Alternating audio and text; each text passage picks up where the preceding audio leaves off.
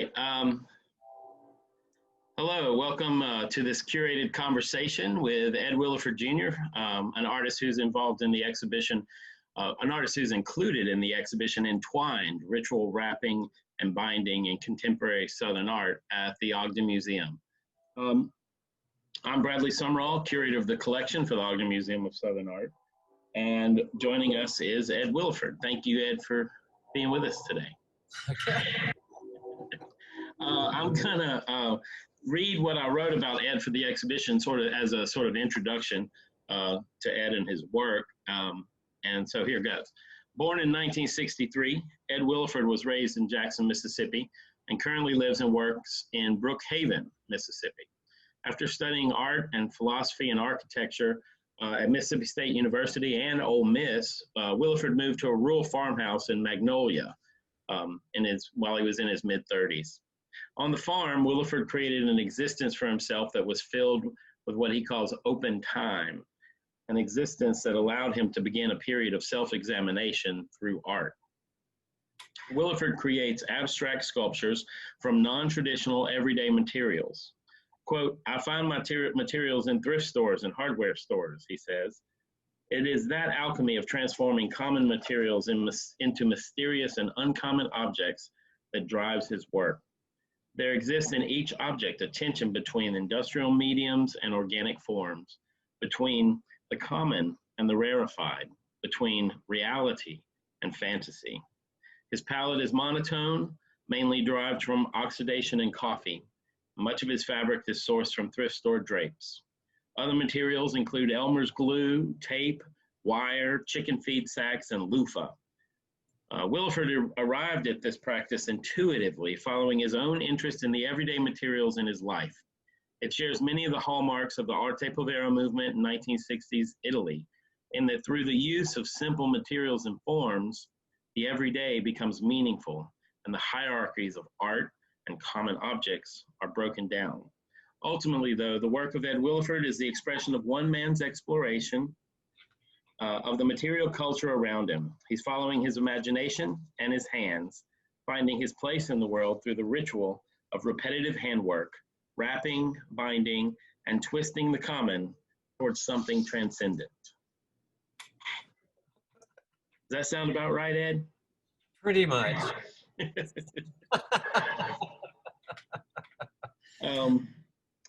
Well, yeah, obviously you can tell by what I wrote. I'm a big fan of your work and have been for a number of years since I first encountered it. Kind of accidentally, I believe. Somebody crashed a party at my house and told me about your work.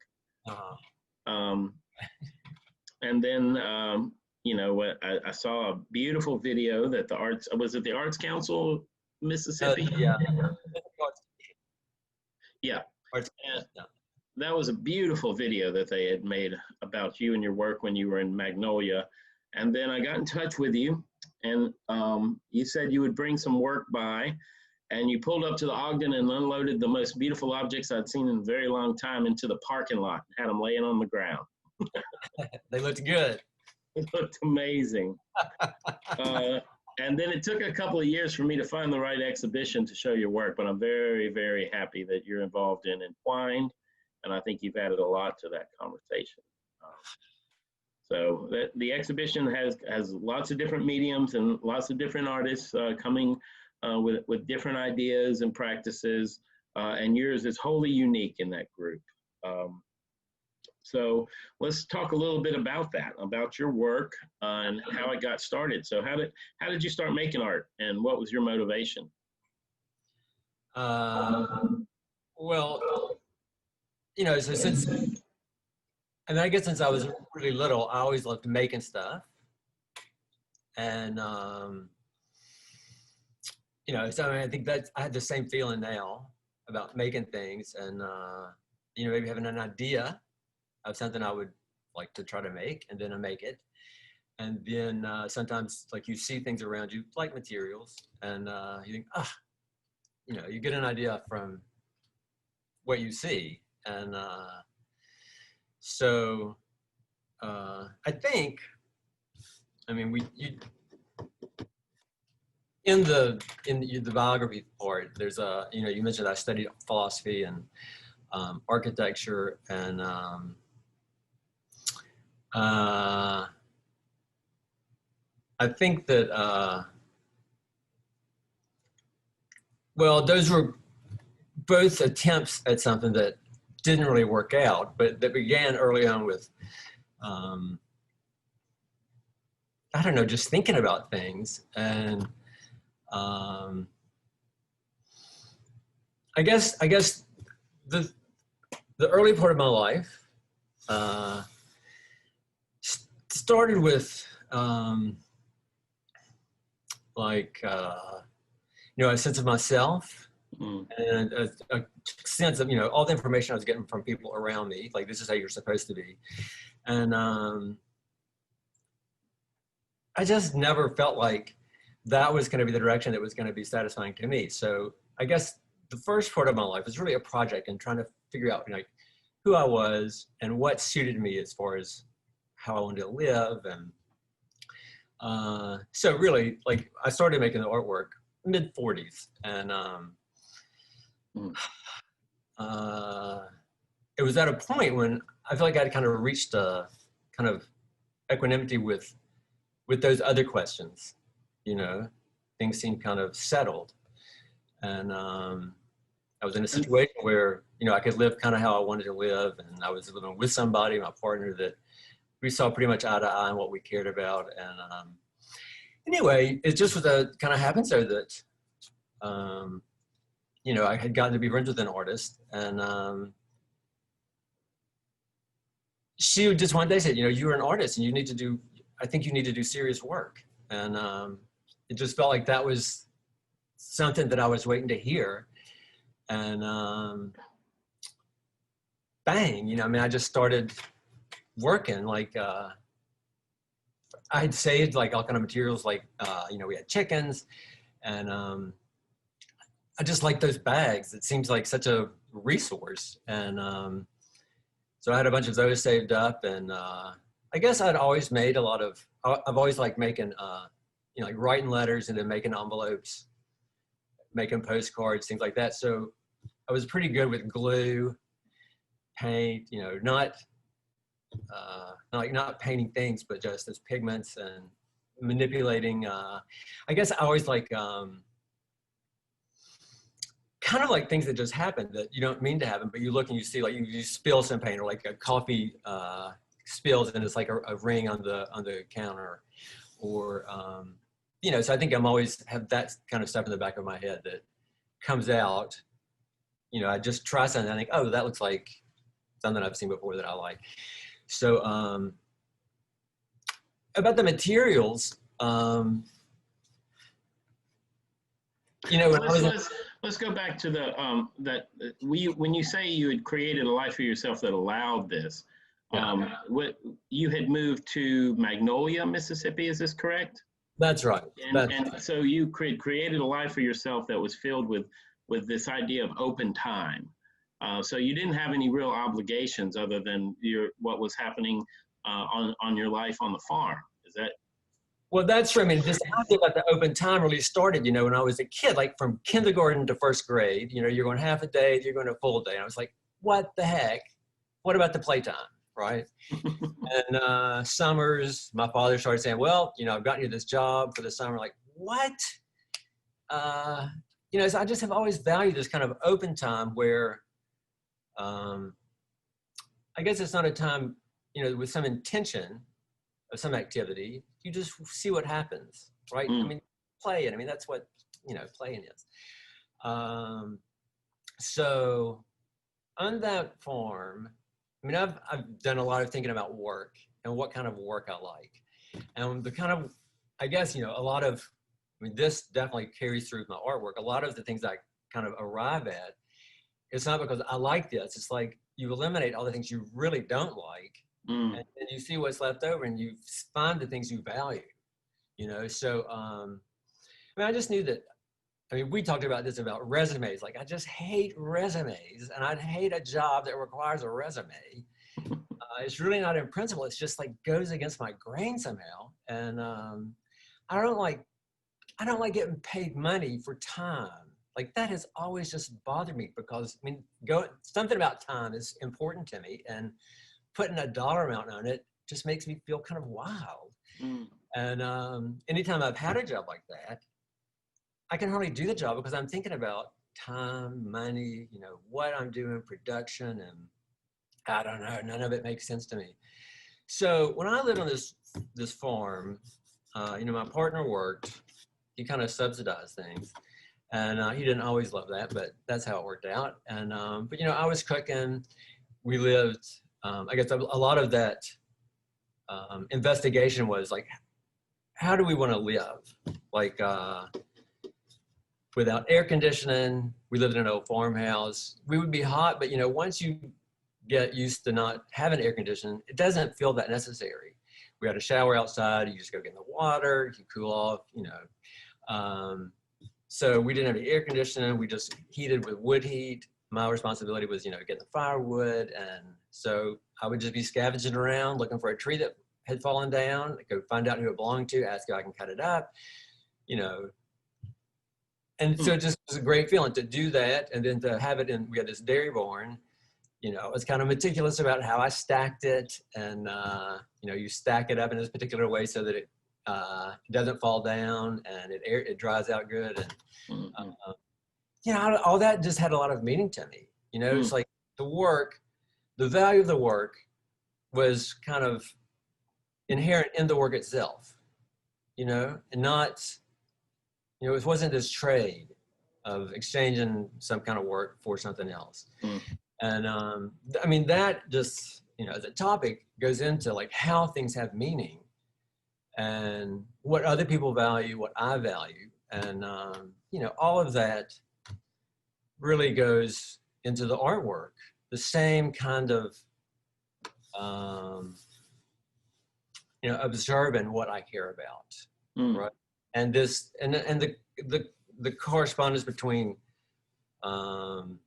things I like, things I care about, and things that have meaning, and meaning to me. And I think most people come along, you know, they get told this is what's important, this is what's important, and you kind of accept that. I mean, that's what I was saying before, that I just felt like there was this kind of moment where I had to decide, am I going to go with what I care about and investigating that, or am I just going to say, okay, you tell me what to do, tell me what I should care about, and right, and that's the thing that I can't do. Right.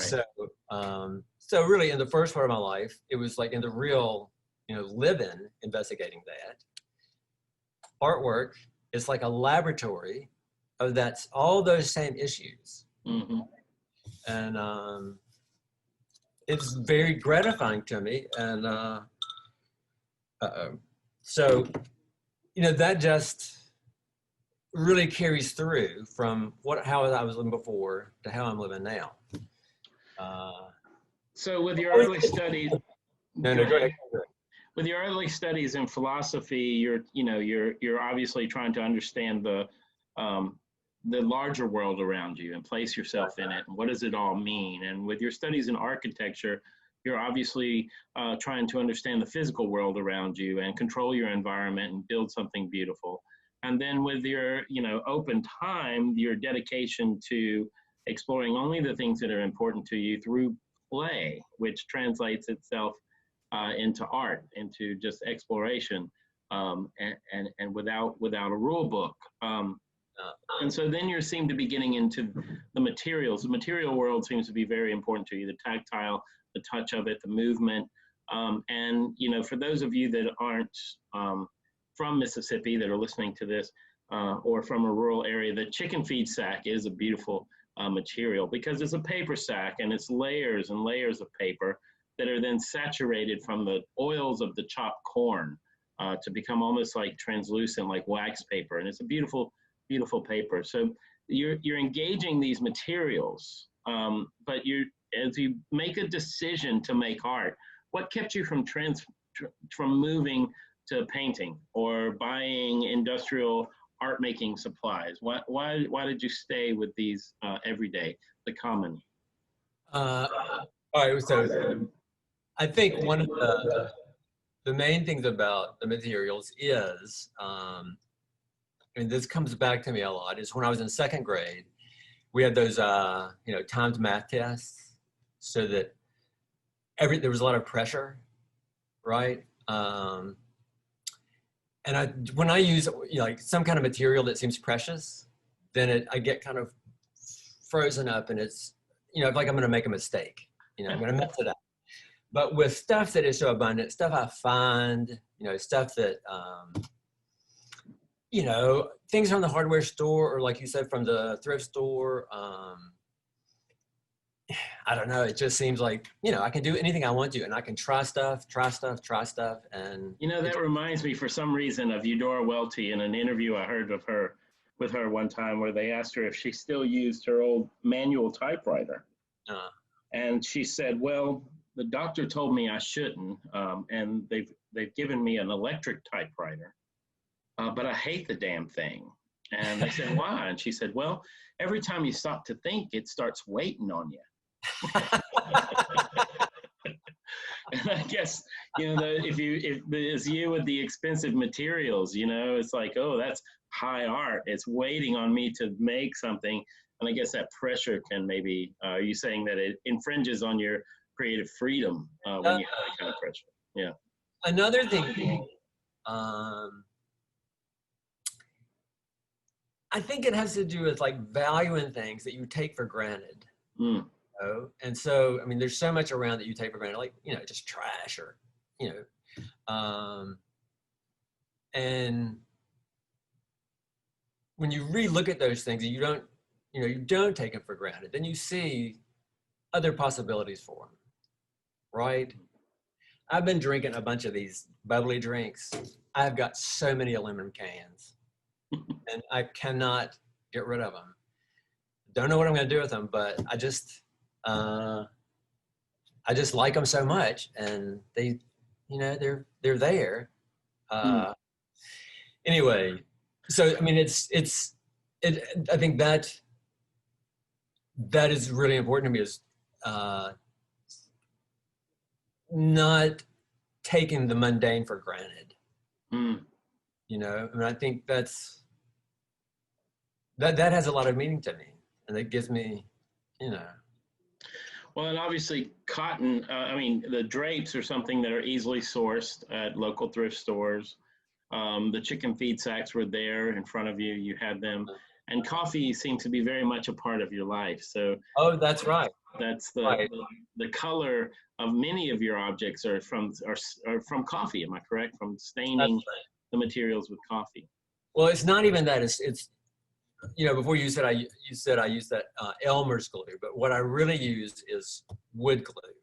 And Elmer's or whatever, but that wood glue is yellow, and so that is kind of a base. And the reason I started using it, because I thought, the whole thing about time and things deteriorating, and this whole idea of archival things kind of worries me, because then you have to keep it, in this kind of frozen state, where I like the idea of things changing.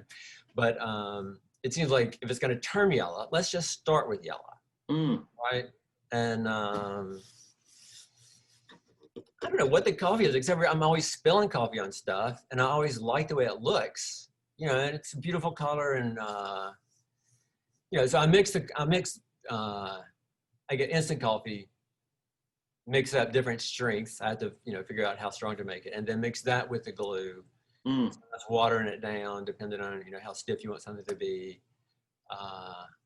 So that's, I don't know how that happened, but it's a lot of, stuff like that I don't even think that much about. It's just like, you just get what's familiar, and, next thing you look at it, you think, oh, I didn't even know I did that.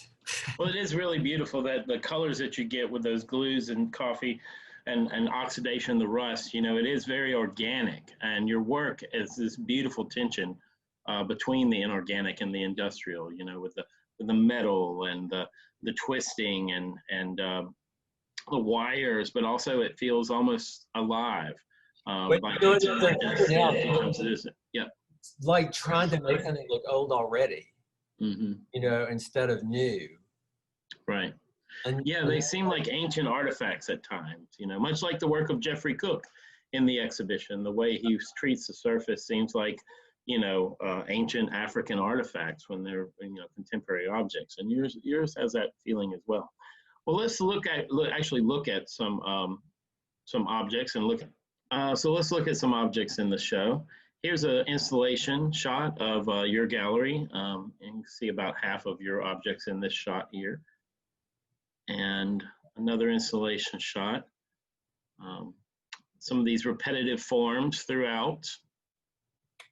And one more installation shot of the show. And then let's look at individual objects. So this is one of my favorite pieces in the show. Tell us about this.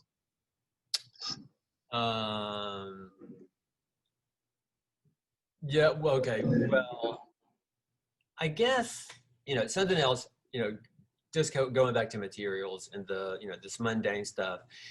I think I also like making things, like using those same kind of mundane things, like a balloon, you know, to make that kind of sphere shape.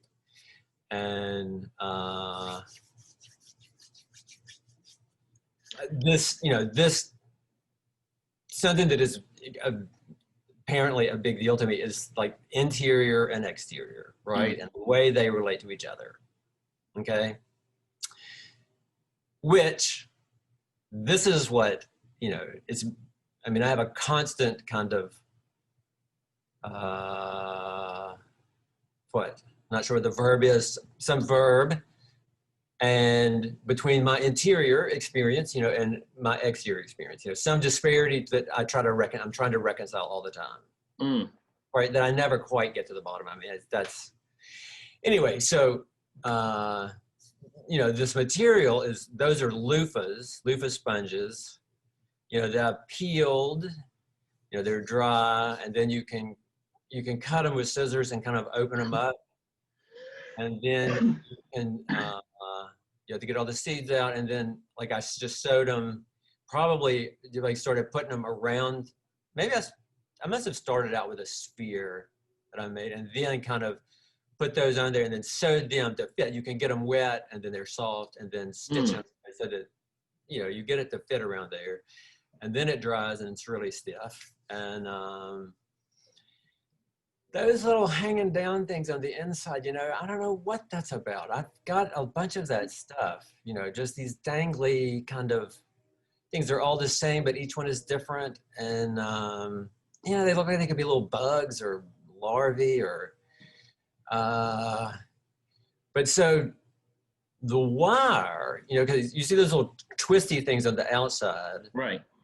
Those are what the ones on the inside are connected to. Right. So that is a kind of a correspondence between the inside and the outside to me.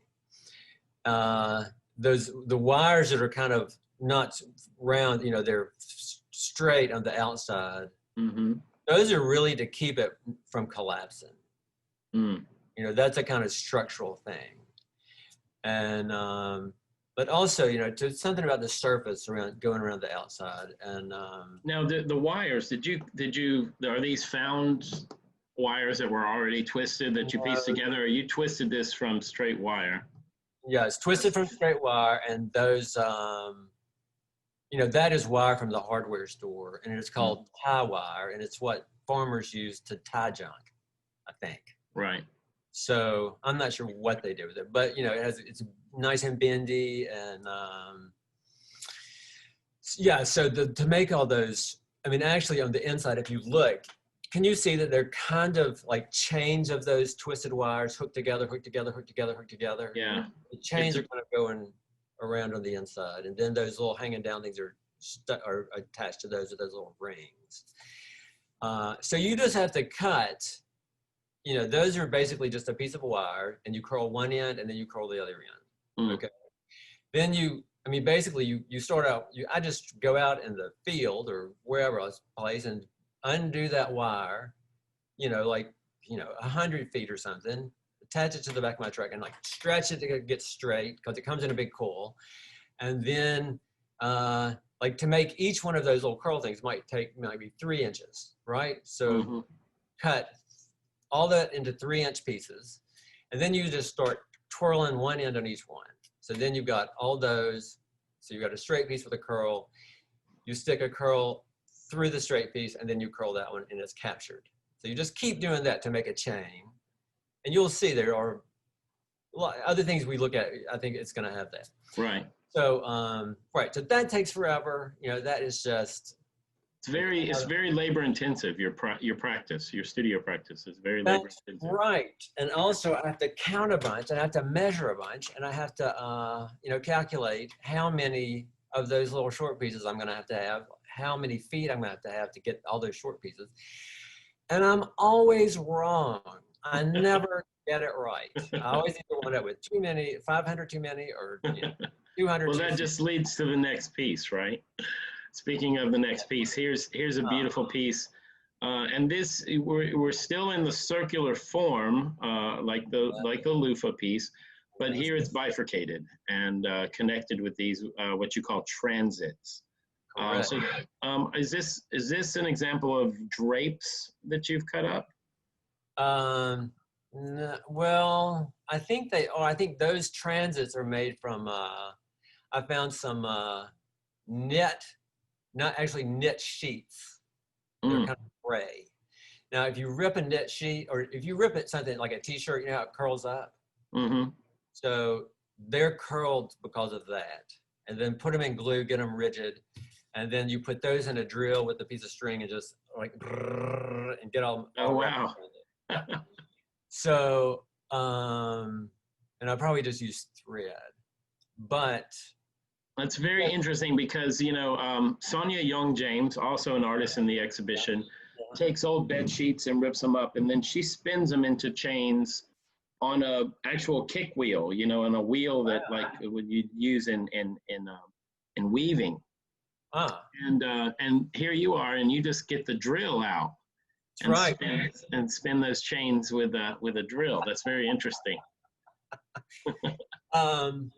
But so Bradley, I'll just tell you, I mean, one thing that seems to be a recurring, I don't know, a thing is that this question that I think about, you know, if I'm trying to go to bed and can't go to sleep, I think about like the difference between one thing in two parts and then two things that have kind of a singular relationship that makes them, you know, sort of apart from everything else. You see, I mean, I think that's, and I don't think we ever studied that in philosophy, but to me, that's you know, a question I can just, you can always think about that. And, you know, I mean, that comes from just looking around you and things that seem separate from each other. Actually, you know, these things are connected and related. And so you can think about how they're related. But so these things in halves that are connected, you know, that's really interesting to me. And also, different kinds of symmetry, right? I don't know. That's you think about it, and then you make something, and then you look at it, you think, this is what I was thinking about, even though you didn't relate it when you were doing it. Do you see that? Right. Yeah.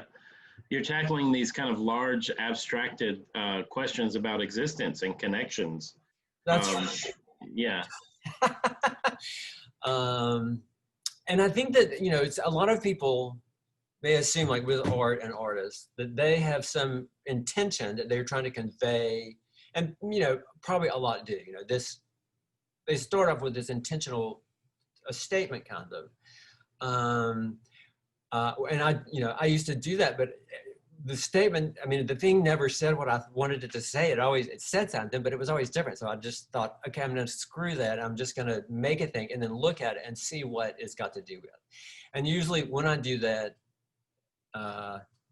especially over time, I see how it relates to different, you know, in a kind of metaphorical way, things I'm thinking about or dealing with.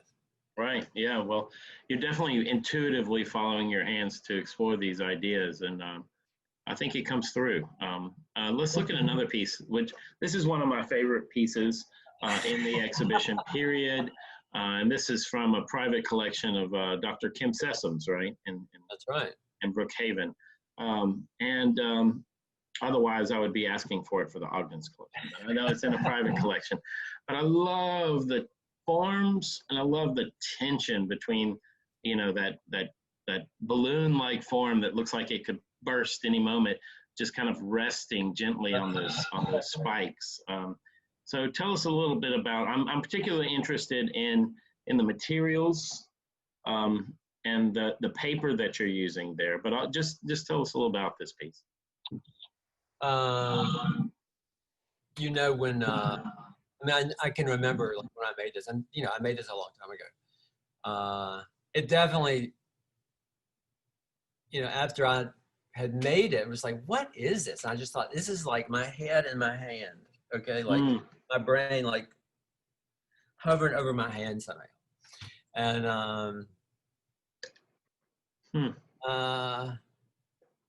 and I was so like, okay, when Kim got it, I just thought, wow, he's really getting, not some specific thing, but I just feel like there's some,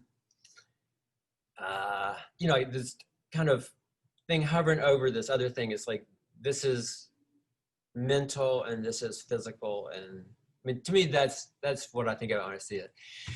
So that's how it feels to me, right? Anyway, so the materials, like we were talking about those draperies that I used to use a lot. I mean, I haven't used draperies so much. I use bed sheets a lot more, but the drapery I really used was shears, right? Those translucent nylon-y things that are hanging, like they keep some light out and they glow. So the great thing about that is that it is translucent, right? And if you put glue in it, it's even more like that. So, I mean, in this case, it's not really so translucent, but that is just a bunch of sandwiches of those, like that sheer material in squares. And then I think I made like a grid of wires, straight wires through them, like 6 or 8 of those, because I was trying to make it rigid. And it has to be thick, like to keep those those vertical pointy things, they're going to want to collapse, right? So it needs to have something to keep it standing up. Because I made a couple of these and some of them did fall down. So, those are just wires. The vertical things are just wires with thread wrapped around it. There's something inside there. Oh, look, they're folded because they're not pointed at the bottom. Right, they're almost like the mid-century pin legs of furniture. That kind of that folded loop at the bottom to keep it from poking into whatever it's resting upon. But then the spikes are straight up, pointed right at that bulbous form. It's dangerous. It looks dangerous. It does. There's a real tension there. You're afraid something's about to get hurt there. That's right. The round thing about, well, it's like someone laying on a bed of nails, That's right. That's right. Yikes. So let's look at the next form. This is kind of an Ouroboros, kind of a never-ending loop and twist. What is it called? Like, the snake eating its tail, the Ouroboros. Oh, that's what that is. Or what is it? What's the bottle called? There's a bottle that folds into itself that never doesn't have an opening or a closing. But yeah, this kind of endless loop, this eternity loop. It's a really, really beautiful object, and it just moving this piece. It feels good in the hands, and I love the patina that you've created on it. So, what's going on here? Well, so I mean, I have a lot of things with knots, right? Some are just like just a simple knot, and then others that were this happened. I tied a knot one time, and just to see what would happen, I hooked the ends together, and it became this very geometrical thing. Now, this I intended to be like that, and this has actually got some other kind of crossover time. It did not turn out to be just that kind of simple knot. But oh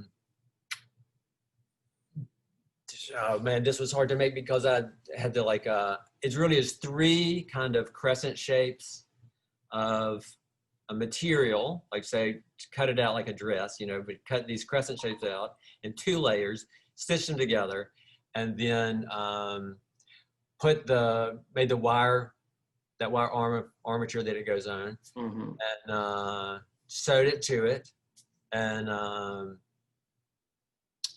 so it's really in 3 kind of crescent shapes that fit together. Gotcha. And so when you pick it up, it does move a little bit because those 3 those 6 ends are attached to each other. So Right. it's a little bit flexy. Now, you see those bumps or knots.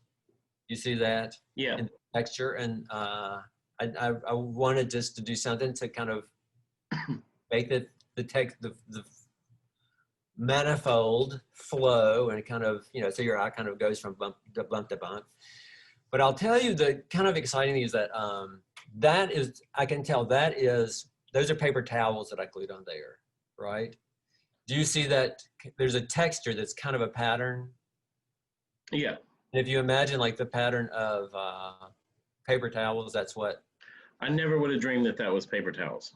Well, it looks like it could be patterned, you know, in a fabric or something. But Right.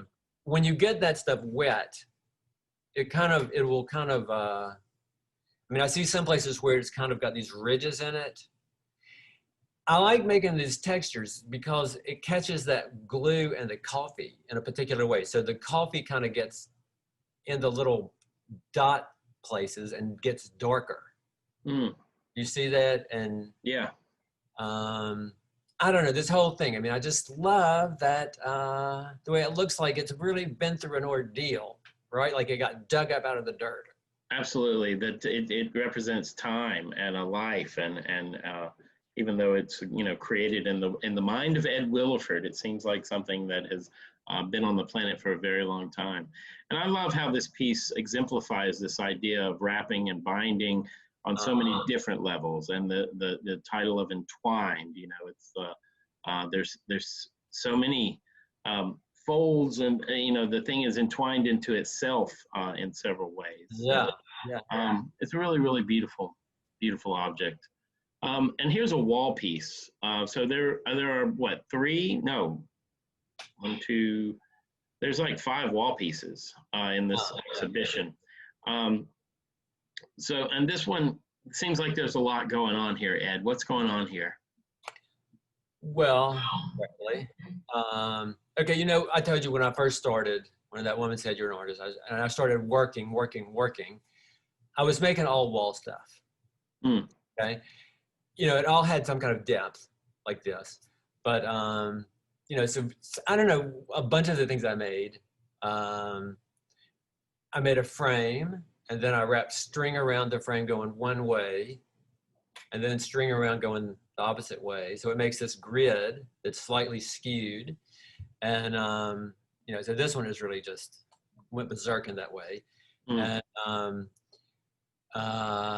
you know, so it's like doing that and then making this kind of matrix of something to get inside of it. And I really don't know about these forms. I mean, there's a knot.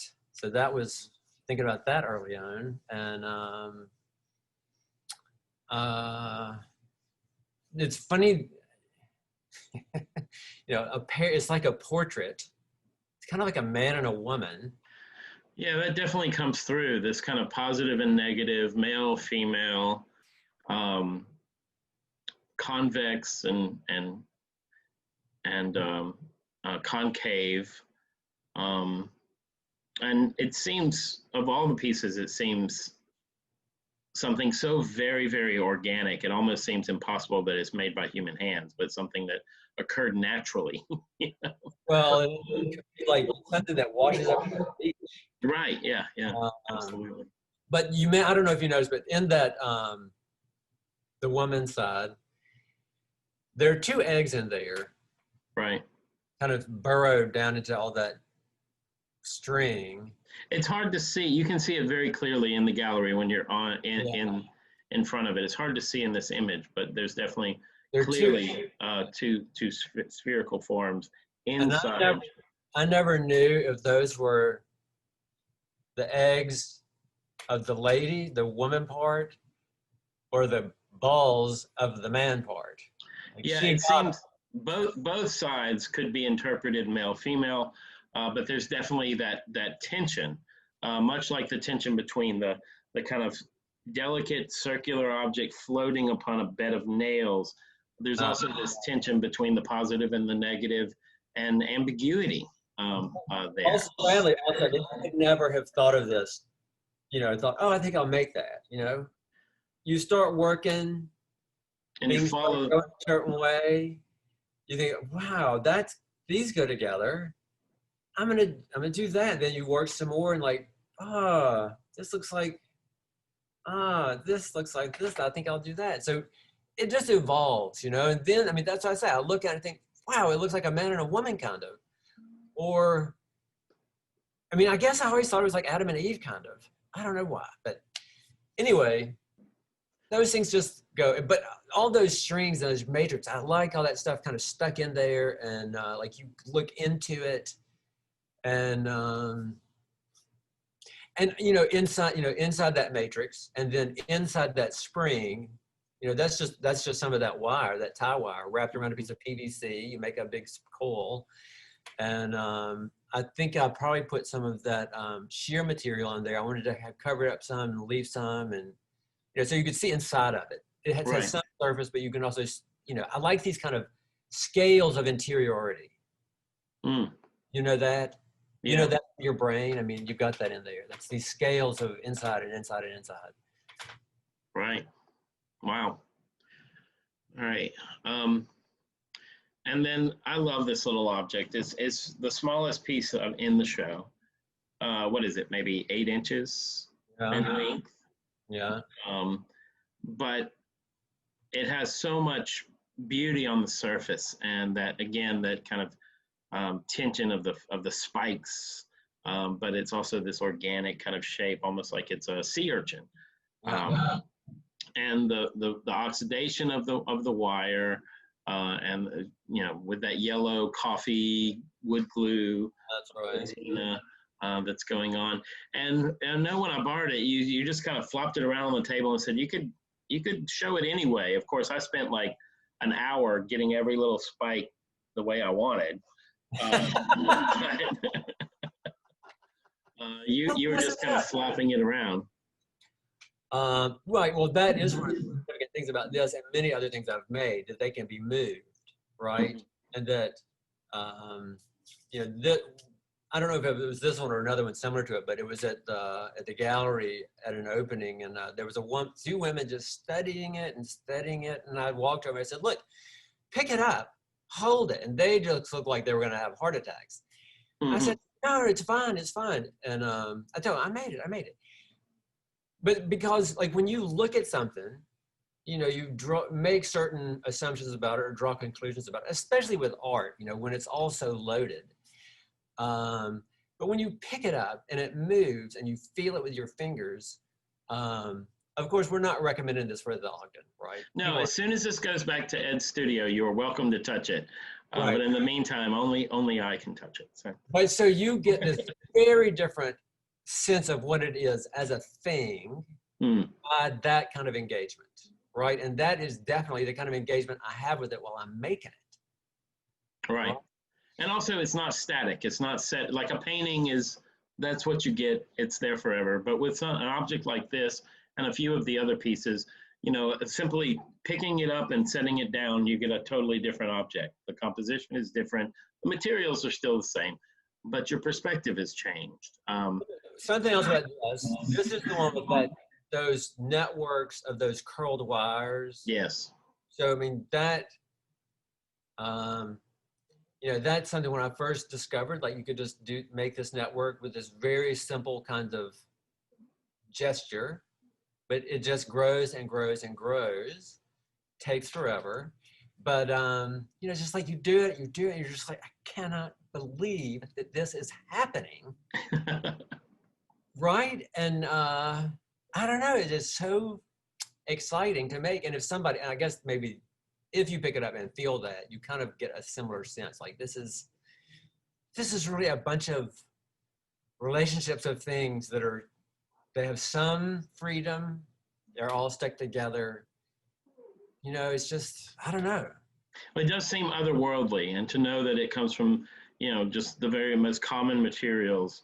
Well, I'll tell you, I remember when I made this one, we had done some ceramic work, and we had a bunch of clay, like porcelain clay, these blocks of clay, that my partner wanted to throw them away. I said, like, let me just hang under those a little bit longer, because we weren't really making stuff out of it. So I was thinking it would be cool, like, or to see what would happen if I mixed the clay with the glue, right? So since you can't fire it, so it just gets to be like putty. So that's what those are actually. I'm not sure exactly what is on the inside. I just probably got wire, a little stretch of wire, twisted, just wrapped fabric around it so that it got fatter in the middle, and then wrapped that with thread to keep that in place, and then rubbed it with, probably put glue on, and then rubbed it with that putty and stuff. And so that texture, what you're seeing is the texture of that thread and the fabric, and then it's thicker in places, thinner in places. But then when you put more coffee and glue on it, you see it gets lighter. I might have put some gesso on there or something. I bet I brushed gesso just over the tops of the texture to catch that white part. And then you put that glue and coffee and maybe a little black paint. And you would have created this in a pile of little objects that you then tied into this matrix of wire? That is right. Okay. Right. And then, I probably just thought they were going to be kind of long, that shape, tapered on the ends, fat in the middle. Right. It seems like eventually I make a thing into a crescent, and that's, Well, it does look like something very, very organic. And speaking of very organic, we're living in a moment where our lives are defined by this virus and this organic event that's happening in the world. So I was wondering if you could tell us a little bit, has that affected your practice? I know you're in a new studio in Brookhaven, Mississippi, which is where you now live, and you got it going just before the shutdown. Thank goodness that you have the space. Has it affected your life at all? Are you making more work, less work, different work? How has the pandemic affected your practice? I like being in the studio. I don't leave that much anyway. So it's lucky that it's just more of a reason to stay put and to work. But I do feel, I have felt this oppressiveness, just like this kind of weight of, it's something that I felt, but I didn't really associate with the pandemic, but I just feel like there's some kind of heaviness that, I don't know how it's affecting like what I'm making. I think it's affecting how I'm working. But I don't know, I'm really in a pretty good situation just because I'm not dependent on showing things, selling things, to keep it going. I have some income otherwise so that I can, it doesn't take much for me to, keep going. But so I'm really fortunate. I know that a lot of people, it's really thrown their lives in total disarray. But so I'm just trying to keep on going. Well, I see behind you that you're still exploring this idea of the internal world and the external world, and these idea of two objects that are tied together in some way. But they also looks like you're moving to figuration somehow. These are creatures with legs. What's going on back there, Ed? Well, Bradley, not sure. I definitely like things that stand up, and these don't always stand up. This one, those two asses back there, that's, I had to reinforce those legs. They keep wanting to twirl and fall down. And that's kind of a study in making it stay together. And but I've made things with legs before. Things that are little animal-ish like things. I haven't shown them that. I know from visiting your studio before that you had little objects that were basically tape wrapped around your finger. They were hollow, and you'd put two little legs on them. And they were all over your house. They were looking at paintings. They were looking at sculptures. They were peeking out the window. And so those are like little gremlins that live with you in the studio, kind of? Or? I don't know what those are, Bradley. I just had the idea. I mean, that's about, you know, well, like what makes a thing? Like, are those really a thing, even though they're not touching each other, but they're all the same? I mean, that's what I was thinking about with that. But I didn't know that how much entertainment value I was going to get from them, because it is like having a bunch of little weird things around. But you know, like, I think you've seen it. There's like a knot that's standing up with just little shoes on, little children's shoes on. Oh, I love that piece. I love that piece. So, I mean, that's kind of a thing I didn't make. You know, I stuck those shoes on there, but I'm out of, you know, sometimes I do stuff like that just because I don't do it. And I have the idea to do it. I think just do it and see what it looks like. And if you mind it, or if it's, you know, I feel like I want to make everything myself. Right. And anyway, those shoes, I love those things too. And I'm not sure, I think I made something with these wires that looked like legs. They look like deer legs, or I just liked it. So I just thought, keep going, let's make that. Well, I love your energy, and I love your creativity, and I love the fact that you don't have a plan. You're just really following your work, following the materials, following your hands, and following your imagination. And I think it's some of the most interesting work being created in the American South today. So thanks for showing us the Ogden, and thanks for creating this great work. Bradley, thank you for everything you do. You're amazing. Oh, hush. So if you want to see more of Ed's work, come to the Ogden Museum. The exhibition will be up till February 28th, Entwined, Ritual Wrapping and Binding in Contemporary Southern Art. And if you're not comfortable getting out of the house just yet, we have an online exhibition. So just go to www.ogdenmuseum.org to the exhibition page and follow the links. And then Ed has a dedicated page where you can see just his work, as do each of the artists in the exhibition. Again, thank you, Ed, for being with us today. It's been my pleasure, Bradley. I look forward to seeing you in the gallery soon. Very good. I'll be there. All right. Thank you. Bye-bye. All right.